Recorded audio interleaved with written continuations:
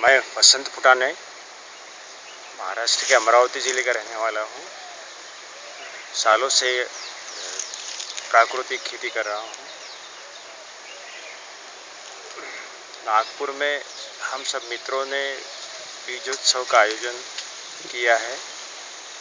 मुख्य उद्देश्य उसका पारंपरिक बीज जो किसानों के पास है उनको इकट्ठा करके उनका संवर्धन करना है और उनको बचाने के लिए जीएम बीजों का विरोध, पीआरए बिल का विरोध करना, ये इसका मुख्य उद्देश्य है। साथ साथ ग्राहक और किसानों का सीधा संबंध स्थापित हो।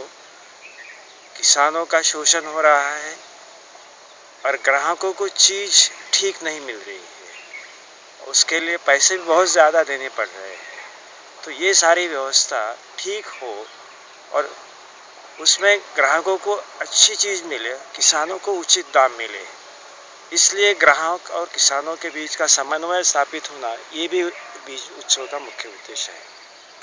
अभी महाराष्ट्र के कुछ मित्र इसमें शामिल हुए हैं, कुछ बगल के छत्तीसगढ़, मध्य प्रदेश से भी आए हुए हैं और ये बीजों के बारे में किसानों में भी आज जागृति कम से कम है।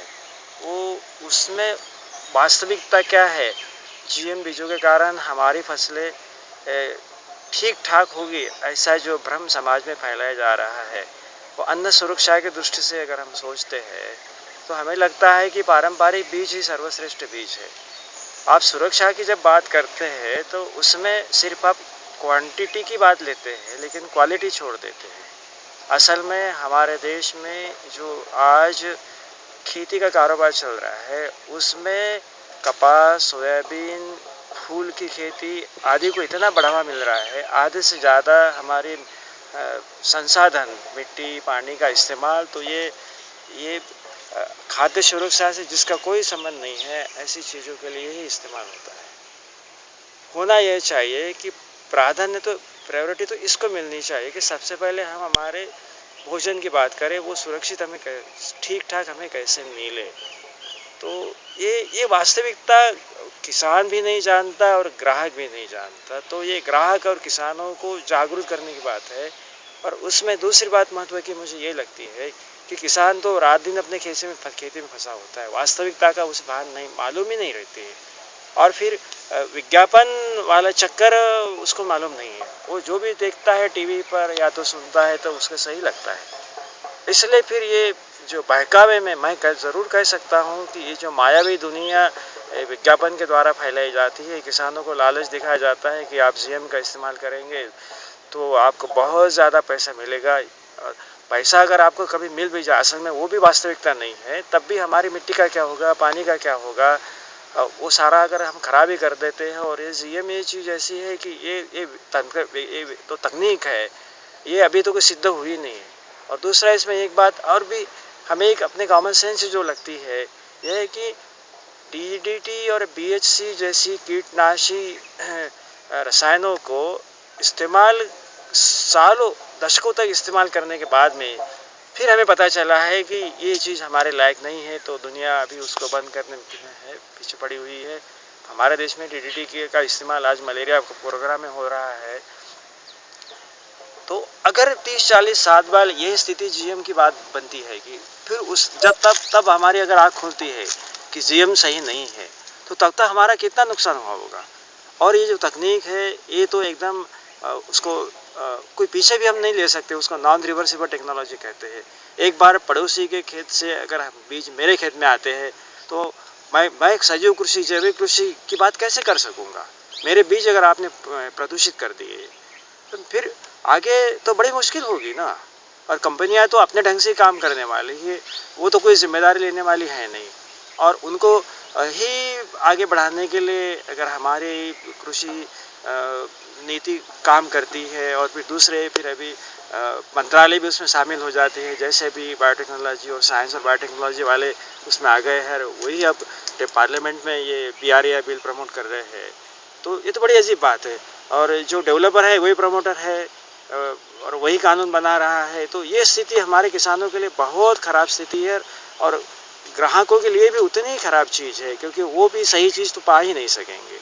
तो इस दृष्टि से अगर सोचते हैं तो ग्राहकों को आगे आना चाहिए कि शहर का ग्राहक पढ़ा लिखा है, वो अगर जीएम क्या चीज़ है, जीएम की वास्तविकता वो समझता है और बीआरएआई बिल की स्थिति समझता है, उसमें जो मैं कह सकता हूँ कि बहुत सारे अलोकतांत्रिक प्रावधान है। हमारा देश लोकतांत्रिक है, तो उसके हिसाब से जो चलना चाहिए। अगर आप बीआरआई बिल से अगर आरटीआई वाला चीज़ मामला हटा देते हैं और फिर आपको तो पूछने का अधिकार नहीं है, फिर आपको तो अपील कोर्ट में अपील करने में भी उन्होंने बहुत सारी अगर मर्यादा डाल दी, तो हमारे फिर प्रजातंत्र का क्या होगा। तो ये कोई प्रजातांत्रिक देश के लिए शोभा देने वाली बात नहीं है।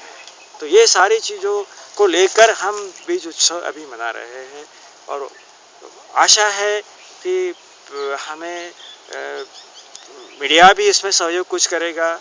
असल में तो वो चक्कर बहुत अजीब मामला है कि मीडिया कंट्रोल भी कुछ लोगों के हाथ में होता है। ज़्यादा से ज़्यादा लोग इसमें आगे आए और इसमें स्वयंसेवी प्रयास अगर होते हैं तो हमें ज़रूर उम्मीद है कि एक ना एक दिन ये हमारे देश में जो कृषि क्षेत्र में अभी ढेर सारी गड़बड़ियाँ है उसको हम समाप्त कर सकें। देसी बीज को कैसे बचा सकते हैं? हाँ, देशी बीज को बचाने के लिए तो सबसे पहली बात यह है कि ग्राहक किसानों को देशी बीज वाला अनाज ही अगर मांगता है तो उसको वास्तविकता का भान होगा कि गांव-गांव में हम तो नहीं पहुंच सकते, लेकिन गांव-गांव में हर जगह ग्राहकों से जो रिश्ते होते हैं, ग्राहक अगर संगठित होता है, ग्राहक अगर इसमें किसानों के साथ में सीधा संबंध बना करके उनको मांगता है कि हमें आप देशी बीज वाला ही अनाज और बाकी सारे खाद्य सब्जियां वगैरह दे, तो फिर ग्राहक एकदम चौंकेगा कि अरे ये कहाँ से आ गई है, मांग क्यों आ गई है। तो उसे जड़ में हो जाएगा और फिर उसको उसका महत्व मालूम होगा। तो यही महत्व की बात है कि आगे जो मुख्य भूमिका रहेगी वो शहरी ग्राहक की रहेगी। गांव वाला तो बेचारा ही बन जाता है, वो तो बड़ा भोला भाला आदमी है, कोई उसके पास में सबसे पहले जो पहुंच गया तो फिर उसी का माल उठाएगा। तो आज जो भी कृषि विज्ञान गांव में पहुंचा है वो कृषि सेवा केंद्र मतलब एग्रो सर्विस सेंटर वालों के माध्यम से पहुंचा है। जैसे फार्मास्यूटिकल क्षेत्र में एमआरआई चाहता है, एमआरआई नहीं, मेडिकल रिप्रेजेंटेटिव एमआर जाता है, तो एमआर जाता है और एमआर डॉक्टर को अपने परिचय दे देता है। तो वैसे ही मामला इधर भी है। ये कंपनी वाले ये कृषि सेवा केंद्र वाले के पास में आते हैं और फिर वो कंपनी की जो जानकारी है वो किसानों के पास में उनके माध्यम से पहुंचती है और उसमें बहुत सारी गड़बड़ियाँ हो जाती है।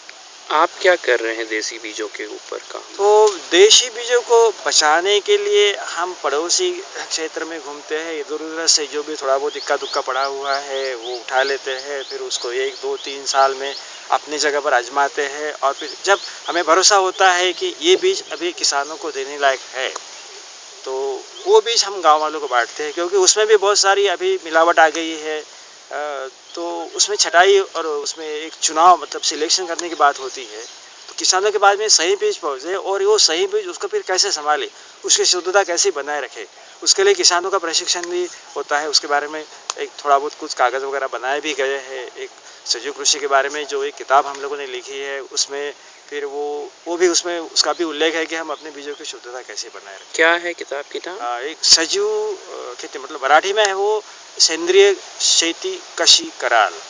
बहुत सस्ते में एकदम 70-75 पेज वाली किताब सिर्फ 20 रुपये में गाँव वालों के लिए उपलब्ध कराई गई है और वो एक किसानों के लिए एक कह सकते हैं कि एक मैनुअल है जो कभी भी वो खोल कर देखे अपनी ज़रूरत के हिसाब से और थोड़ा संदर्भ उसमें पा सके। आप नेक्स्ट सीड फेस्टिवल कब करना चाहते हैं? अभी तो एक ग्रामीण क्षेत्र का मुंबई में इसके पहले एक हुआ था पिछले फरवरी 2012 में और अभी दूसरा प्रयास महाराष्ट्र में नागपुर का भी हुआ है 2013 का अप्रैल का। तो आगे चलकर हम सोच रहे हैं कि इसी ढंग के हर ज़िले में कैसे हो, तो उस जगह पे अगर लोग वहाँ सक्रिय हो जाते हैं तो प्रयास वो रहेगा। और कोशिश ये अभी है हमारी कि अगला जहाँ तक संभव हो अगला उत्सव नागपुर में दिसंबर में मतलब जो खरीफ की फसलें निकलने के बाद में करें और फिर उसको बाद में उसको पूरे विदर्भ में फैलाए और महाराष्ट्र में भी वो सोचे।